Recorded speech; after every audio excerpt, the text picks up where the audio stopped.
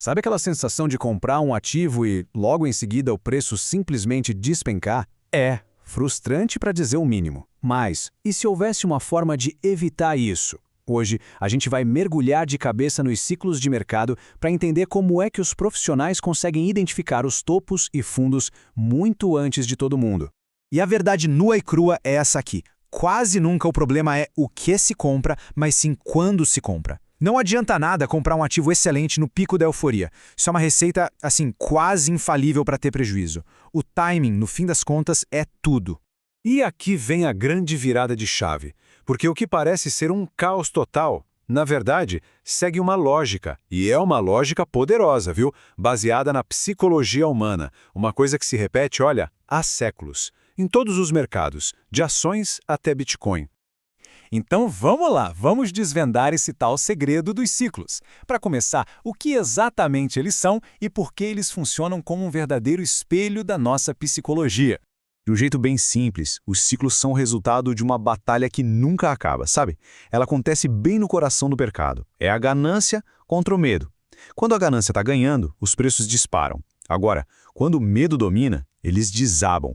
Entender essa dinâmica já é o primeiro grande passo. E olha, aqui tem um ponto fundamental.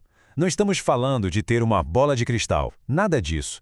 O poder desse conhecimento não é adivinhar o preço exato de amanhã. É ter um mapa, um GPS para entender onde a gente está hoje. E nossa, isso muda completamente o jogo. E todo ciclo, mas todo ciclo mesmo, sem exceção, passa por essas 4 fases aqui. A acumulação, a alta, a distribuição e, por fim, a baixa. Bora entender cada uma delas para nunca mais a gente se sentir perdido olhando para um gráfico. Certo, vamos começar pela parte mais silenciosa, mas que talvez seja a mais importante do ciclo todo, as fases de acumulação e de alta. É bem aqui que os investidores mais espertos se posicionam para ter lucros assim extraordinários. A acumulação, ela acontece logo depois de uma queda bem grande. O sentimento geral é de desânimo total.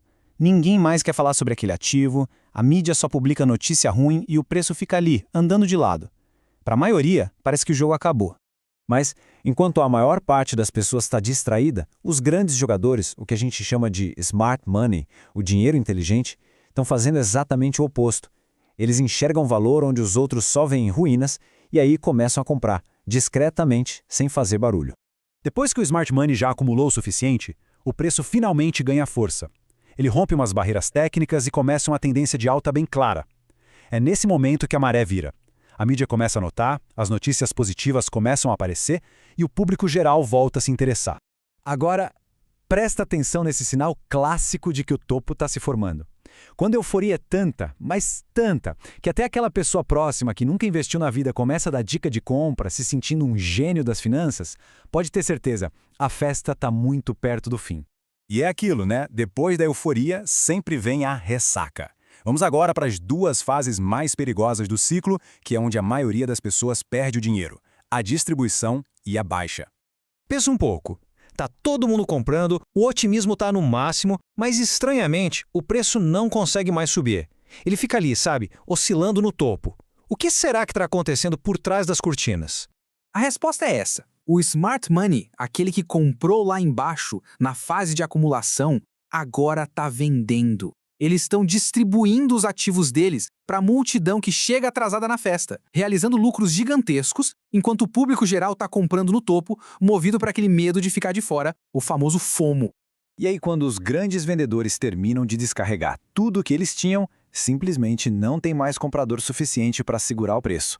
A oferta é muito maior que a demanda e o castelo de cartas desmorona. A queda começa e, geralmente, ela é brutal e muito rápida. Para quem comprou lá no topo, a jornada emocional é devastadora. Começa com a negação, aquela famosa frase, não, vai voltar a subir. Depois vem o medo, que rapidinho se transforma em pânico total, e isso leva a pessoa a vender no fundo do poço, exatamente no pior momento possível. E este é o ponto mais brilhante e, ao mesmo tempo, irônico de todo esse processo. O momento de dor máxima, sabe? Quando todo mundo desiste e vende em pânico, é exatamente ali que o smart money olha e vê uma oportunidade de novo. E o ciclo, bom, ele recomeça, do zero. Ok, a teoria está clara, mas como é que a gente usa isso na prática? Como deixar de ser a sardinha para começar a agir como o tubarão do mercado? Olha, essa tabela aqui resume tudo perfeitamente. Repara só na diferença de comportamento. O Smart Money compra no meio da desolação, enquanto o varejo ou ignora ou vende. O Smart Money vende na euforia, enquanto o varejo está lá comprando desesperadamente. São ações completamente opostas. E é aí que a riqueza troca de mãos. Mas muita atenção aqui. Só sentir o medo ou a ganância no ar não é suficiente, tá? É preciso validar essa percepção com dados, com coisas concretas. A intuição ajuda, claro, mas são as ferramentas que confirmam. Ferramentas como o TradingView, por exemplo, ajudam a confirmar a tendência geral do mercado. Agora, para criptoativos, plataformas como a Glassnode são tipo um raio-x. Elas mostram o que as grandes carteiras estão fazendo de verdade, se estão acumulando ou vendendo. É a diferença entre ouvir um boato e ver o dinheiro se movendo. E aqui está a grande lição. Dominar os ciclos é uma coisa contraintuitiva. Significa comprar quando o estômago diz para correr e vender quando tudo parece perfeito demais para ser verdade. É bem desconfortável, mas é exatamente nesse desconforto que a riqueza é transferida, de quem segue a manada para quem entende o ciclo. E tudo isso nos leva à grande pergunta, né? Olhando para o mercado hoje, com tudo que a gente aprendeu, em que fase do ciclo nós estamos? A resposta não é sobre prever o futuro, é sobre se posicionar para ele e ter a coragem de agir de um jeito diferente da multidão. Eu espero que essa análise sobre ciclos de mercado tenha sido realmente útil. Para continuar aprendendo, é só se inscrever aqui no canal e curtir este material, que ajuda demais nosso trabalho. Ah, e para uma leitura ainda mais aprofundada, o artigo completo que inspirou tudo isso está lá no Café com Net. O link está aqui na descrição. Até a próxima!